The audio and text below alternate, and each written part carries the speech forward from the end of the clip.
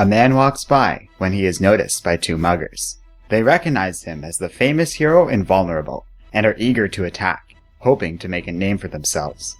But the mugger's knife shatters against Invulnerable's body.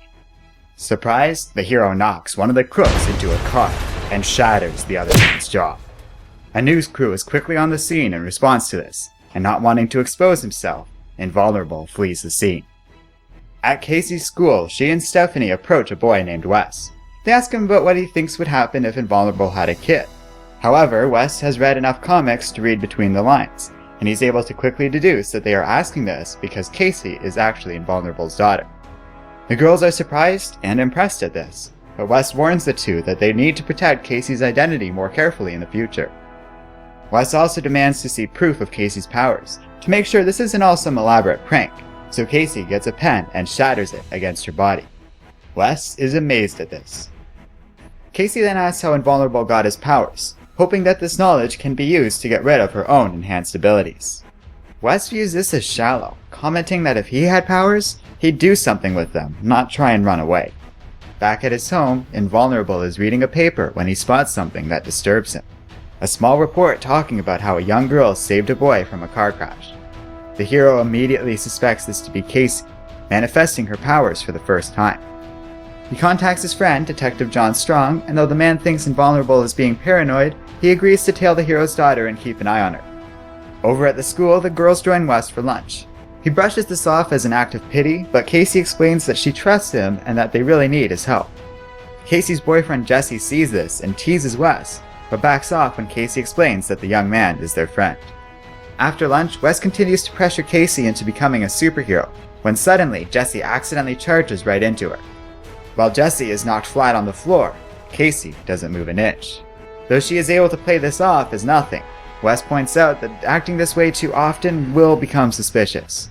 He gives her some comics to give the girl a better idea of how to behave in public in a way that will better hide her secret identity.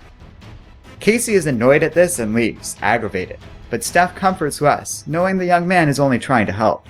She explains that Casey is going through a lot right now, but she will calm down, and, in gratitude for all his help, Steph gives Wes a kiss. In class, Casey isn't feeling well and asks to be excused. Out in the hallway, she collapses and has strange visions. Wes finds her and asks her what's going on.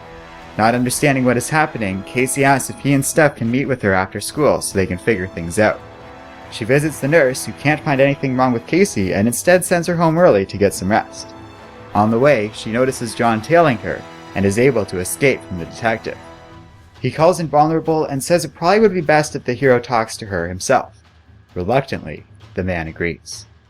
After school, Wes and Steph meet up with Casey, and she explains her visions and how she was followed home. Wes is convinced this must have something to do with the girl's powers, and Casey is certain that it all connects to her father somehow. She vows to get to the bottom of this and find out just what is going on.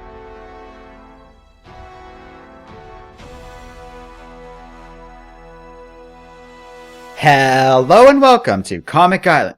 My name is Arden, and this is my recap and review of Like Father, Like Daughter number 2. So last week, Kat of ComicUno asked me to review the second issue of her comic. Considering how I had fun reviewing the first issue and how most of our viewers seemed on board with the story, I was happy to oblige. Issue number 2 of Like Father, Like Daughter was a pleasant read overall. If issue 1 of this series did everything the first issue of a new comic should do, issue 2 does exactly everything a second issue should do. While the first issue of a comic should get the reader hooked, it's the job of a second issue to get the reader invested.